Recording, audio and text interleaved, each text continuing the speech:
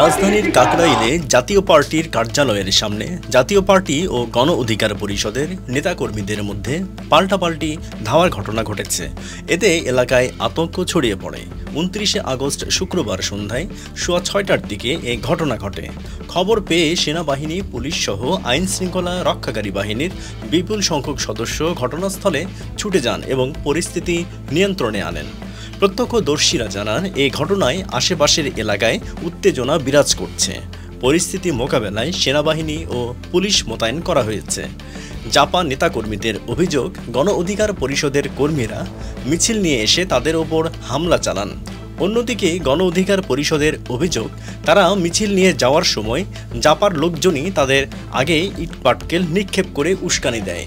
জাতীয় পার্টি ও আওয়ামী লীগের সন্ত্রাসীরা গণ অধিকার পরিষদের মিছিলে অতর্কিত হামলা করেছে বলে দাবি করেন গণ অধিকার পরিষদের সাধারণ সম্পাদক রাশেদ খান। তিনি জানান, দলের আহত কর্মীদের চিকিৎসার জন্য ঢাকা মেডিকেল কলেজ হাসপাতালে নেওয়া হচ্ছে।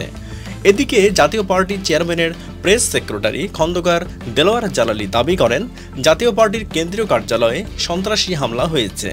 শুনতে পাচ্ছি ফের জাতীয় পার্টির কার্যালয়ে হামলা চালানো হতে পারে, তবে সেনাবাহিনী সহ আইন শৃঙ্খলা বাহিনীর সদস্যরা ঘটনাস্থলে আছেন।